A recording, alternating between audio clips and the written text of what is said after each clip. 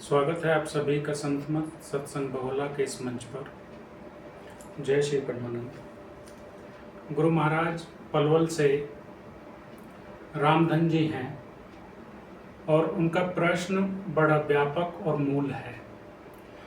वो पूछते हैं कि सभी कहते हैं ध्यान करो, तो वो चाहते हैं कि आप प्रारंभिक ध्यान के ऊपर प्रकाश डालें कि ध्यान की शुरुआत कैसे करें और कैसे इसमें अंत तक पहुंचा जा सकता है।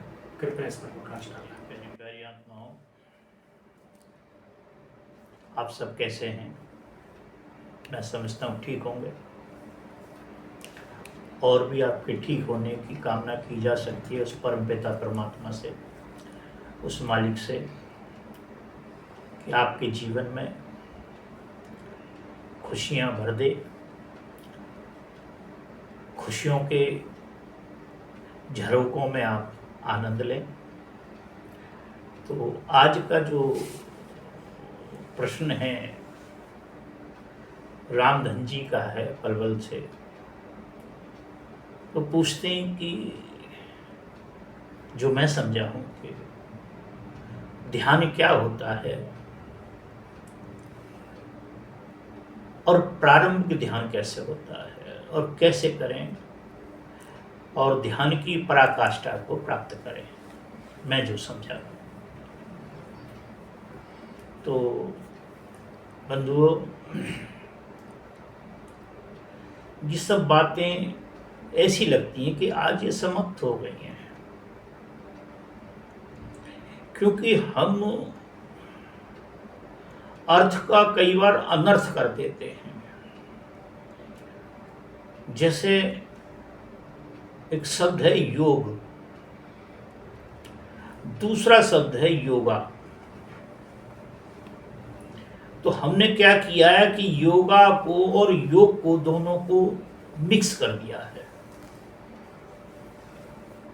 योग जब हम करते हैं, ध्यान हम जब लगाते हैं, समाधि की तरफ हम जाते हैं, तो वहां जो हमारे ऊपर पंखा चल रहा होता है, जो फैन चल रहा होता है, वह भी हमको परेशान करता है। ध्यान में और समाधि में, योग में बाहरी किसी भी आवाज का, बाहरी किसी भी शोर शराबे का, किसी प्रकार का कोई वाद्य हो, वो बड़ा कष्टकारक होता है। और शब्द रहा योगा। तो योगा तो आप समझें कि वो तो भागदौड़ का नाम है, शारीरिक फिटनेस का नाम योगा है। और उसमें तो उछल कूद, रस्सा कूद, टेढ़ा हो मेढ़ा हो, ऐसे भी आप सब जानते हैं, मैं किसी विषय में क्यों कहूँ सर। तो एक तो एकदम शांत वातावरण चाह रहा है, आंख बंद करके बिल्कुल शांत, और एक आंख खोल करके उछल कूद हो रहा है। और ऐसा उछल कूद हो रहा है कि आपको पसीना भी आ रहा है, आपकी सांस भी चल रही है। तो हमने ये जो अर्थ का अनर्थ कर दिया है, पहले तो हम इसे समझेंगे। योग माने होता है जोड़ना, ध्यान माने होता है जोड़ना, समाधि माने होता है जुड़ना।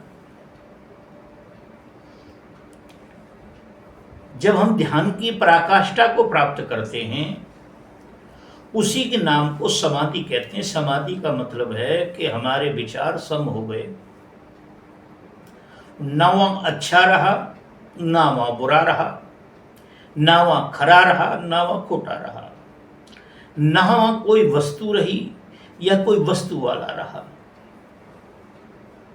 हम क्या करते हैं कि समाधि के अंदर भी हम सम नहीं होना चाहते, हम विचारों से सम नहीं होना चाहते, वहां भी हम कुछ ढूंढना चाहते हैं। जैसे कोई मुरली बजाता हमको दिखाई दे, कोई त्रिशूल चलाता हमें दिखाई दे, कोई गदा चलाता हमें दिखाई दे, कोई तलवार चलाता हमें दिखाई दे, तो ये जो चलना और चलाना है ये तो सब माया है।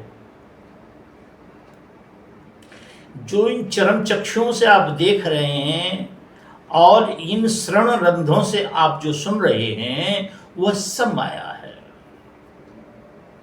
तुलसीदास जी अपनी चौपाई के माध्यम से बड़ा सुंदर चित्रण करते हैं कि गौ गोचर जहां लग मन जाई, गौ गोचर, गौ माने इंद्रियां जहां तक जाती हैं, और गोचर माने नक्षत्र, जो तारागण आप देख रहे हैं उनको बोलते हैं। गौ गोचर जहां लग मन जाई, जहां तक मन जा रहा है सो सब माया जानियो भाई। तो सब क्या है? माया है। तो हम माया में रह के चाहे समाधिष्ट हो जाएं तो ये बड़ा असंभव सी बात है। पहले तो ये समझनी है हमें। सम होने का अर्थ ये कतई नहीं है जिससे किसी की मृत्यु हो जाती है, नहीं।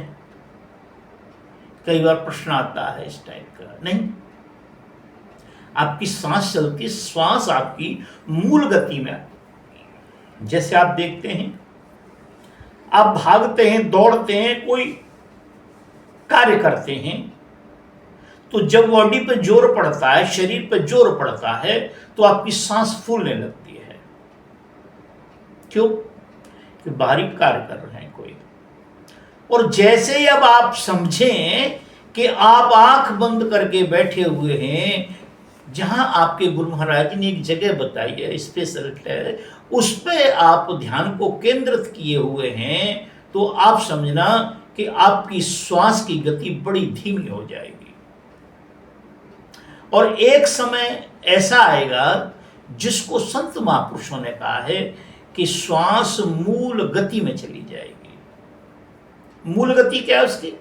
जो प्रारंभिक गति होती है, जो आपको भी मालूम नहीं पड़ेगा कि आपकी श्वास चल रही है अथवा नहीं चल रही, नहीं पता लगेगा आपको। और सारा शरीर शून्य होना स्टार्ट हो जाएगा। कहां से स्टार्ट होगा? वो तलवों से स्टार्ट होगा। तलवों से टकने स्टार्ट होगा, टकने तक होगा, टकनों से घुटने तक होगा, घुटनों से ऊपर वो चढ़ता चला जाएगा। जैसे मैं एक प्रमाण दूं आपको, किसी हमारे भाई को, हमारे बेटे को पैरालाइसिस हो जाता है, तो जो पैरालाइसिस होता है, किसको होता है पैरालाइसिस? आत्मा को या शरीर को? शरीर को होता है, शरीर के किसी अंग को होता है। तो जब शरीर के अंग को पैरालाइसिस होता है तो आप कुछ भी करें वहां, यहां तक आप चाकू से काटने लगे तो उसे पीड़ा नहीं होगी, उसे दर्द नहीं होगा। इसी तरह से आप चींटी भरे वहां पे, नहीं, क्योंकि वहां चेतना नहीं है। और जैसे ही आप वह जो पैरालाइसिस आपका समाप्त होने लगता है तो आपको ऐसा लगता है चींटियां काट रही हैं आपको। चींटियां काटने का अर्थ है कि वह जो आपकी ऊर्जा है फिर उसने काम करना स्टार्ट कर दिया, प्रारंभ कर दिया। इसी प्रकार से जब हमारा सारा शरीर, धड़ हमारा शून्य हो जाता है, शून्य में आ जाता है, तो फिर हमको कोई मच्छर का या किसी चीज का विकार नहीं रहता है, किसी भी प्रकार का विकार नहीं रहता है। और जैसे अंदर चाहते हैं तो विचार भी शून्य हो जाते हैं। जैसे कई लोग कहते हैं कि महाराज हम ध्यान लगाते हैं, 10 माला करते हैं, हमारा ध्यान ही नहीं लगता है। तो बंधुओं में इसलिए नहीं कह रहा कि आप गलत कर रहे हैं, आप अपने तरह से ठीक कर रहे हैं, मगर जिन्होंने आपको बताया उन्होंने गलत बता दिया है। माला से ध्यान नहीं होता है, माला समाधि तक नहीं ले जा सकती है। माला तो अनेक नाम से छूटने के लिए एक नाम पे आने के लिए है। प्रारंभिक एक नाम पे आने के लिए, राम, अल्लाह, खुदा, ये दुनिया भर के नाम हैं। आप क्या करते हैं, कभी राम राम करने लगते हैं, ओम ओम करने लगते हैं, कभी श्याम श्याम करने लगते हैं, कभी राधे राधे करने लगते हैं, कभी हनुमान, कुछ भी करने लगते हैं। आप जैसा भी जो आपके, क्या होता है उससे? आपकी दृष्टि में बिखराव होता है, दृष्टि आपकी बिखरती है। इसलिए माला से नहीं, माला तो जैसे ही किसी ने आपको दी और समाधि के विषय में बताया, ध्यान के विषय में बताया या नहीं बताया, तो आप समझना कि एक दिन क्या होगा कि आप माला करते करते करते करते आपके हाथ से माला छूट जाएगी, क्योंकि आपको निद्रा आ जाएगी। और जिस दिन माला आपके हाथ से छूट जाएगी, उस दिन आप ये समझ लेना ये माला खंडित हो गई, खत्म हो गया, ये माला का कार्य पूर्ण हो गया, अब ये माला की आवश्यकता नहीं है, अब इससे ऊपर चलना है। सुरत को, सुरत माने आत्मा, इसको ऊपर चलना है। अब आप देखते होंगे कि कई बार आपके घुटने में मच्छर ने काट लिया तो आपने हाथ में लगा दिया। आपका ध्यान कहां है? घुटने पे। आपका दिमाग ध्यान कहां है? टखने पे। आपका ध्यान कहां है? दूसरों की बुराइयों पे। आपका ध्यान कहां है? दूसरे के नुकसान में, दूसरे की हानि में, है ना? मगर वहां नहीं है जहां होना चाहिए उसे, जहां होना चाहिए वहां नहीं है, इधर उधर है। तो कबीर साहब कहते हैं कि माला फेरू न कर फिरे, जिबिहा कहे न राम। माला फेरू न कर फिरे, कर कहते हैं हाथ को। माला फेरू न कर फिरे, जिबिहा कहे न राम। मेरा सुमिरन हरि करे, मैं पाऊं विश्राम। न मैं माला फेरता हूं, न मैं हाथ से माला फेरता हूं, न मुंह से फेरता हूं। जिबिहा कहे न राम, जीभ से मैं राम राम श्याम श्याम नहीं करता। मेरा सुमिरन हरि करे, वह परमेश्वर उल्टा मेरा सुमिरन कर रहा है। और ये सत्य बात है। मेरा सुमिरन हरि करे, मैं पाऊं विश्राम। विश्राम माने आराम होता है। फिर कहते हैं कि सुमिरन सुरत लगाए के, मुख से कछु न बोल। जो 24 घंटे निरंतर हमारे अंदर सुमिरन चल रहा है, उसमें अपनी सुरत को लगाना है। सुमिरन सुरत लगाए के, मुख से कछु न बोल। बाहर के पट डाल के, अंदर के पट खोल। ये जो आंखें अंदर वाली हैं, उन्हें खोलना पड़ेगा। ये बाहर वाली आंखों को तो बंद करना पड़ेगा, क्योंकि बाहर वाली आंखें जो चर्म चक्षु हैं, ये तो संसार को देखते हैं, तो माया में लीन रहते हैं 24 घंटे। मगर अंदर की जो आंख है, उसे खोलना